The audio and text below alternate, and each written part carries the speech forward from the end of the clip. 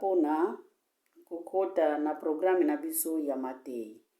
Na bondeli Nzambe. Elombe telema, elombe ya bitumba, nkolo yondo zali Nzambe. Yo oyo ovandisi biso sangisi biso na lisanga na tongo ya lelo. Na ye lisusu koloba misala na yo ya ekuluzu yo osala ezali malamu. Papa merci pona mama moko na moko tokutami na ye kati na esika oyo. Nzambe toza reconnaissant pona kopesa yo lisusu matondi na tongo yo po tolobi tokota na bandako na biso pe tokanga baporte ya bandako na biso pona kotonda pe kokombisa yo. Na yango dispose motema ya mama moko na kati na esika oyo pona toyoka yo Nzamba bikamwa. Tolingi tomona yo Yesu mbula ezosila, tolingi tomona yo. Kolo zala na biso tango nyonso, pwete yendo zali malamu. Pambola manetola. Monoko ezala ya ngai maloba koute pai na yo, na kombo na Yesu nde na bondeli boy. Amene, amene ba mama.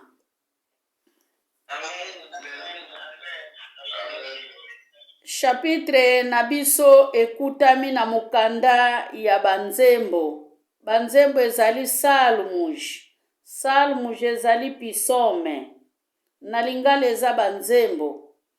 Banzembo 51. Salmuj 51. Tozo bandango na verset 1 ti na verset 13. Na verset 1 ti na verset 13. Alléluia, alléluia, alléluia, batata na ba mama. Tolandi lecture ndenge elobi nasire chapitre oyo toyebi yango esika nyonso bateyaka likambo ya kosenga bolimbisi ya masumu to kolimbisa mutu. Chapitre oyo toyebi yango bateyaka biso yango. Eza chapitre vraiment oyo eyebana. Tozomona awa profete Nathan akendaki kokutana na roi David. Wana roi David akweisami deja na lisumu na Sebesta. Sebesta azalaki mwasi ya soda na ye. Oyo abota Salomo. Anva abota Salomo mwana promesse. Abotaki mwana oyo toyokaka ke roi David abandaka ko gene na ko priye pona maladi ya mwana oyo azalaka ya masumu. Me mwana wana avivaka te pwete ezalaki etumbu ya Nzambe fale akufa. Awa nazoloba lisolo ya Sebesta te, nazoloba pe lisolo ya mwana ya David te. Me lelo toye kososolisa nini oyo David asalaki tango profete Nathan ayelaki ye sango. Pona mabe na ye oyo ya salaki. Bien-aimé na Israel, Nzambe abandaki kotinda kaka ba profeti na ye pona bakenda kosolola na basali na ye. Pwete profete azalaka munoko ya Nzambe. Eza lokola lelo te tozali komona ba profete bazali kosala ekobo, ba profete soi-disant bazali kosala oyo mitema na bango elingi, ba profete bazali kofongola ba église. Bien-aimé na Israel tomona église ya profete moko te. Profete azali motindami ya Nzambe. Profete azali munoko ya Nzambe. Profete azali makolo ya Nzambe. Profete azali matoyi ya Nzambe. Profete azali misu ya Nzambe. Nzambe apesaka ye maloba pona kokenda koloba na epai ya basali na ye. Amen. Awa pe esalamaki bongo. David amimonaki kazalaki salite. David amimonaki kazalaki musoto. David amimonaki kazalaki tinate. Bien-aimé, na lecture awa totangi lelo makomi na biso tolingi totanga ezalike mitala senga bolimbisi. Mbula esili senga bolimbisi. Yango nde eza temi na biso ya lelo. Mbula esili mama. Yo nanga tomikitisa na makolo a Yesu Masiya pona tokoka kosenga bolimbisi. Mikolo tolobeli mingi bila. Lelo nde toye pona kosenga bolimbisi. Toye te pona toboma ba demon. Toye te pona tosopa makila na ntala. toyete pona toya kosambisa bato, toyete pona toya kotonga basali, me toye mama papa yo moko zonga kati na yo, zonga kati na yo, mikanisa, mitala, loba esika nini nga na bebisaki, esika nini nga na gafaki, nani oyo nga na kanga na motema, kifunda ya lolengeni na kutami nango na motema, esengeli na fongola motema, na yamba bolimbisi po ete Nzambe akoka kolimbisa ngai. Aleluya ba mama.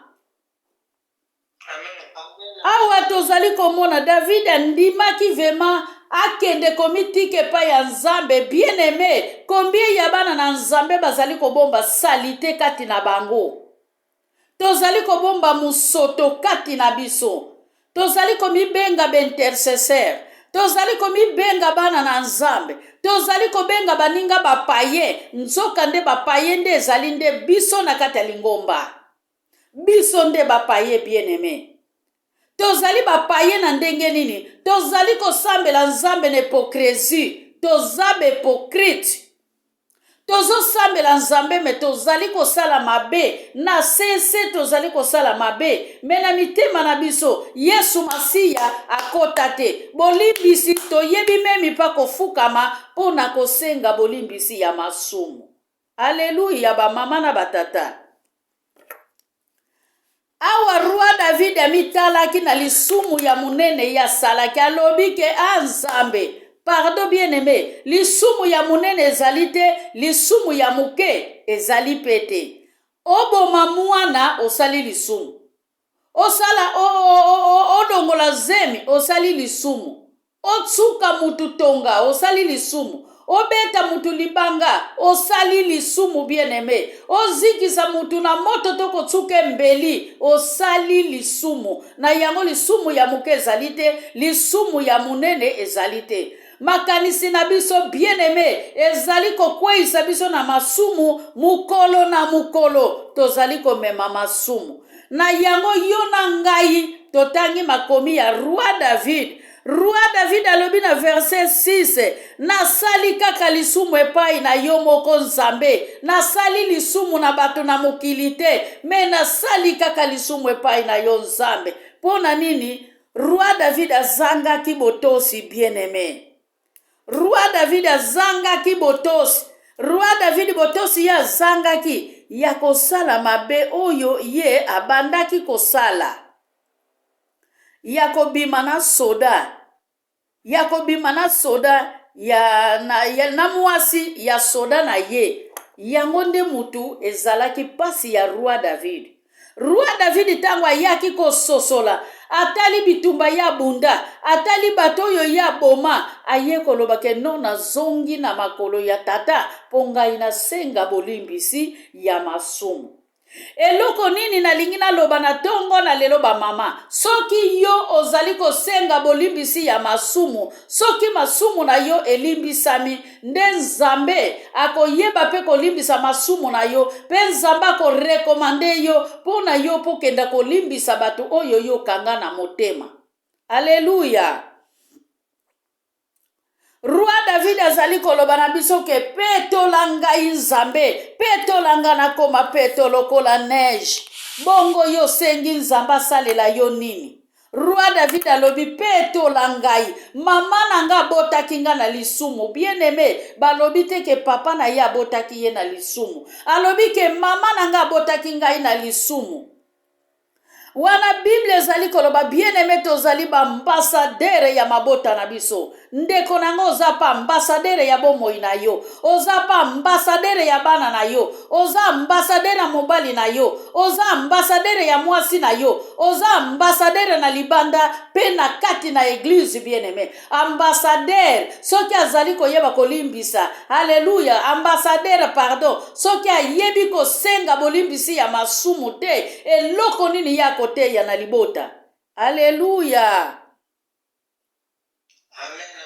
Toza ambassadeur bien aimé. 2 Corinthiens 5:20. oyo ezotalisa biso ke toza baambassadeur. Ambassadeur aorganizaka bapapier, ambassadeur atiaka na mutu na ye ke makambo oyo nyonso fo nasala yango. Lelo nakotraite dokima boye, lelo nakotraite dokima ya mutu boye. Mama, banda mbule ezali kosila otraite dossier ya nani? Otraite dossier ya yo moko, dossier ya bana na yo, bongo batu ya libanda bazalaki ndenge nini na yo? Mikitisa na makolo ya tata. Senga bolimbisi na makolo ya tata.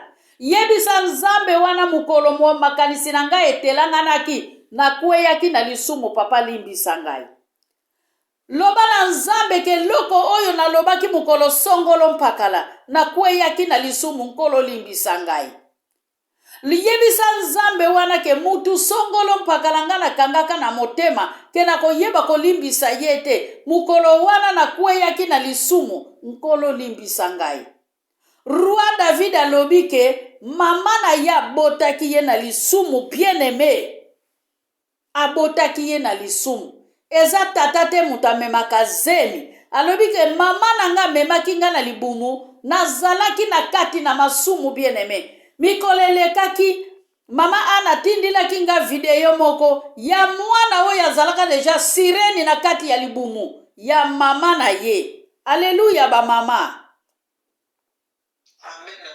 Makambo tozali komona na mukili, soki omitali, oteli makambo ezali koleka na mukili, yo moko se discipline, olobi ke Nzambe na sengi olimbisa ngai, senga bolimbisa epai ya Nzambe, esika nini biso to gafe bien-aimé, mbule komi na suka, esika nini to gafe, to weli la bakado te, to weli la soki makambo nini te, to weli la ba telefoni te, sala bila ya conscience. Sala bila ya conscience. Tuna motema na yo. Kanisa na mutu na yo. Esika nini na bebisaki Nzambe nga na bongisa. Soki obosani bien-aimé. Soki nga na bosani. Toloba na Nzambe wana arapele biso. Zala ambassadeur lelo. Zala ambassadeur lobi. Zala ambassadeur tina mbula ya sika. Alléluia. 2 Corinthiens 5:20. Ambassadeur ya libota na yo, ambassadeur ya bomoi na yo. Bien-aimé mutu oyo amikitisaka liboso ya tata, yepe azalaka na makasi ya kolimbisa bao baza pene na ye. Pardon ezali kisi ya mundimi. Pardon ezali kosala alliance na Nzambe. Pardon efungulaka ba porte oyo ekangama. Pardon ezali kopesa esengo na motema pe kimia na basantu ba oyo bapusani liboso ya Nzambe. Mutu oyo Nzambe alimbisi esengeli pa limbisa baninga na ye bien-aimé. Ephésiens 4:32. Alléluia. Amen. Makomi ezali koloba na Matthieu 18:21-22. Pardonnez 70 fois 7. Alléluia. Pierre atunaki Nzambe, eske combien de fois ngana koki ko pardonner? Esengeli ka na pardonner kaka mbala sambo. Nzambe alobaki la Jésus-Christ alobaki na Pierre, non, faut ko pardonner 70 fois. Bien-aimé, omoni pardon eza eloko moko ezali ko libérer motema ya mutu. Memi yo moko soko zalaki na likambo songolo mpakala yo sali na motema, okena ngona miso Nzambe fukami. Pe Bible ezali koloba na biso tango fukami na mukanda ya 1 Jean 1 na verset 9. Bokoki kotanga yango 1 Jean 1:9. 1 Jean 1:9 bien-aimé. Bible ezali koloba boye. Soki okena lisumu na yo pwelele na miso ya Nzambe. Nzambe akoyeba kolimbisa yo. Natango yibi, okeveme pa ya Nzambe nga na yibi. Natango bomi, okeveme pa na Nzambe ke Nzambe ngai na bomi. Kende na lisumu na yo pwelele na miso ya Nzambe. Alléluia ba mama. Nazotanga yango 1 Jean 1:9. Nzoka nde soki bolimbisi, nzoka soki tobimisi pwelele masumu na biso, Nzambe azali bosembo akokokisa maloba. Azali bosembo na kokokisa maloba na ye. Akolimbisa biso masumu nyonso mpe akokomisa biso peto. Alléluia ba mama. Ona bomi mwana muninga na pesi mwana muninga poison. Kende na lisumu na yo pwelele mama. Combien de bato boma na maloba. Kobome zali kaka na mbeli te. Kobome zali kaka na maya moto te. Maloba na biso bien aimé ba mama. Batata na Yesu. Esengeli to bongise lobeli na biso. Elobeli na biso pe zali kokwesa biso na masumu. Mukolo na mukolo. David mi mona ki salita lobi ke non nakoki kozala kaka na vie ya kala te esengeli na koma renouveler na bomoi na ngai esengeli na changer comportement na ngai esengeli na changer kotambola na ngai esengeli na changer lolenge na ngai koloba esengeli na changer lolenge na ngai ya kovanda mama papa evandeli na yo na ngai eza lolenge nini. Alléluia. Eza na batu oyo bakendaka keye pa ya mutu to akutani na mutu ole avanda tranquille des fois miso ekomi kaka pai eza na batu bakoka ko fixe mutu te eza malade spirituel okoka ko fixe mutu te pe makolo na yo sika ozali ovandaka tout droit te oninganaka lokola kintsekwa oninganaka lokola ngungi po ete ngungi azalaka na kimia te. Soko yebi ke nzamba limbisa masumu na ngai. Ba mama, makomi ezali koloba ya solo na Ecclésiaste. Alléluia. Na Ecclésiaste 7 ba mama na verset 20. Makomi ezali koloba mutazangi lisumu azali te. Tanke mutazangi lisumu azali te. Ba mama, Nzambe alimbisaka masumu na biso na muto aza reconnaissant oya ke komikitisa liboso ya Nzambe alimbisaka masumu na ye pe alobi utaka nango kote sanza bimaka akendaka kokitisa yango esika sanza elalaka pe soki Nzambe alimbisi yo bosana nyonso ya se ya moi oyo bosana mabe nyonso yo sali kotangaka yango lisusu te antuka likambo ngai na salaka na yebite vema soki Nzambe alimbisa ngai ya solo Nzambe azali mwana ya mutu te pona kosa biso kende na lisumu na yo pwelele bavortima boni osala tango zalaka jeune fille bavortima boni nga na sala tango nazalaka jeune fille basi boni obalaki tango zalaki jeune garçon fukama senga bolimbisi epai ya Nzambe akolimbisa masumu na yo tango mususu longolisa basi bazemi tango mususu bomisisa mibali eskandali kitoko elekaka mibali bakomaka kowelila yo obomisa mubali moko se obomba sekele obomisa mwasi moko obomba sekele bien-aimé tango yangoyo kende okonfese osenge pa ya Nzambe alimbisa masumu na yo. Alléluia ba mama. Amen, amen, amen. Soki yo kokoka kosenga bolimbisi Nzambe alimbisa yo na yango yo poko zala na nguya ya bolimbisi okozala na makasi po ete okoka kolimbisa baninga. Alléluia. Amen. Bien-aimé, eloko moko ezali koboma biso tolingi komikitisa te. Mutu oyo azali komikitisa. Mutu oyo azali koyeba foti na ye. Mutu oyo azali komizongisa na mabe asali. Ye wana siko mutu Nzambe alimbisaka. Pe ye wana pe mutu akokoka kolimbisa. Tanke yo balimbisaki yo. Yo pe limbisa pe muningati. Ezali na lisese moko nasire lisese wana ezali na Matthieu 18. Na Matthieu 18 lisese moko ezali kuna bandeko na ngai eza boye. Babengi yango ke musali oyo alimbisaka te. Na bandako bokoki kotanga yango ekutami na Matthieu 18 a partir ya 21 verset. Ebandi na premier verset bien-aimé. Ebandi na verset 21 tina 35e verset. lisese ya mutu oyo alimbisaka te bien-aimé. Azalaki na mbongo ya patron na ye esika bandaki kosala. Patron na ye asengi ye mbongo, ye sikoyo afukama na makolo ya patron alimbisa ye. Ye sikoyo ntango abimi libanda ake kokutana na mutu azalaki na niongo na ye, bien-aimé, abandi kobeta mutu oyo azalaki na niongo na ye, amemi ye tina boloko. Yo kuna bauti kolimbisa yo. Yo siko ole olimbisa muninga, olingi kolimbisa muninga te. Botanga makomi oyo ba mama. Botanga makomi oyo na Matthieu 18, 21 à 35. Bokende kokuta lisese oyo nga na zoloba. Ba mama, tozala na nguya ya kolimbisa. Yo oyo limbisaka te, soki nzamba alimbisi yo, pourquoi pas yo kanga muninga na motema. Eloko ebomaka biso toza na komikitisa te. Eloko ebomaka biso toyebi kosenga pardon te. Eloko ebomaka biso ezali nde lolendo. Ngai na kokita te. Amonela ngai, nga na kokita te. Soki ya kosala ngwa sala na ye, me nga na kolimbisa te. Nga na kopardone ye te. Bien-aimé, batata na ba mama na Yesu na kati ya lisanga oyo.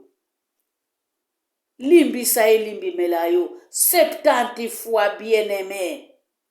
Muta sali eloko, bien sûr, tolobaka tanke batuke kolimbisa eza kobosa na likambo te. Oui, wana nde na yebi yango.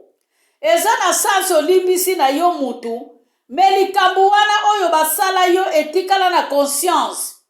Me soki etikali na conscience, bien-aimé, kotia yango lisusu na considération te. Amen ba mama.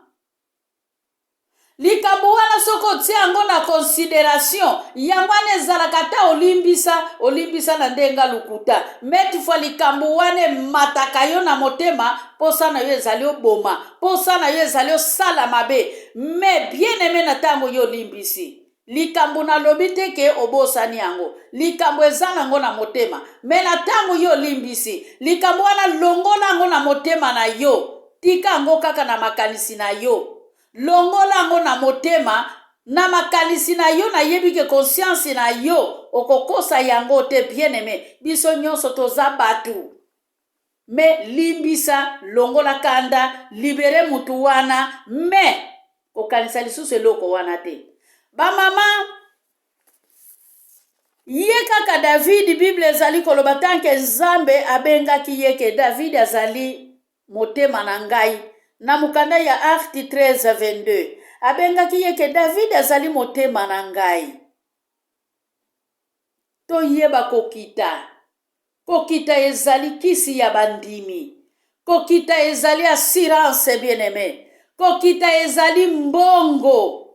Mama mukwikisi, tata mukwikisi, kita.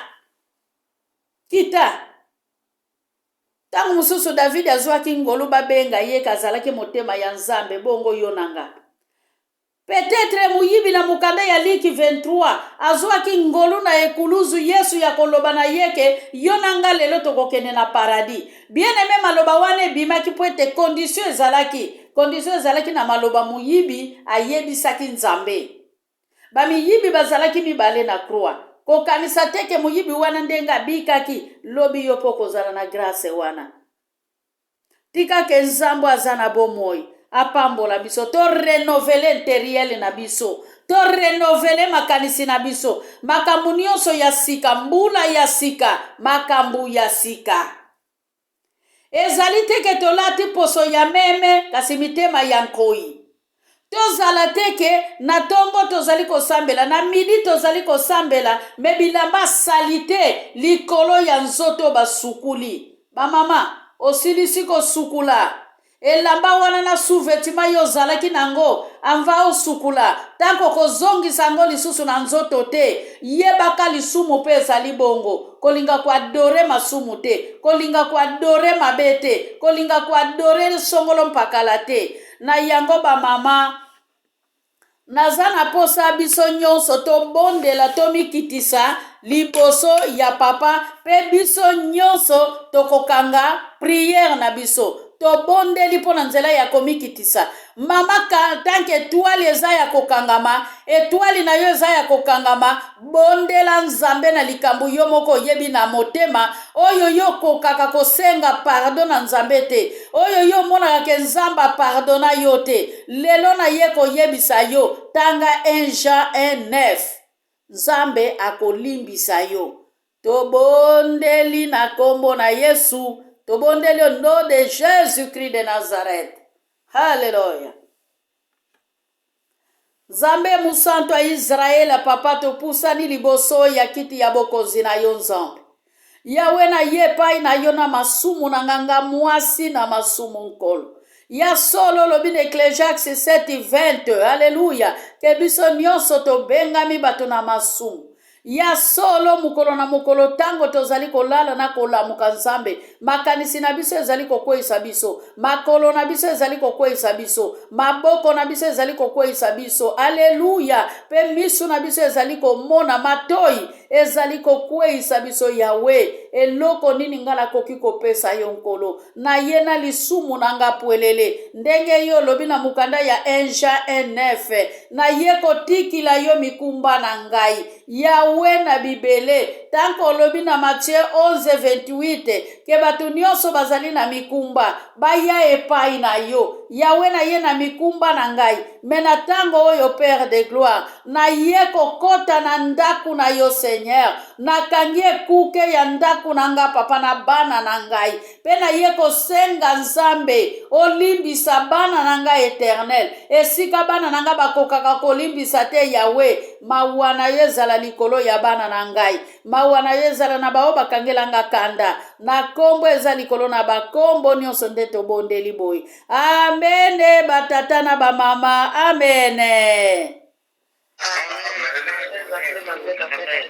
Napesi maloba epa ya mama Ana atonda malongi, atonda Nzambe, pe atondi ba mama.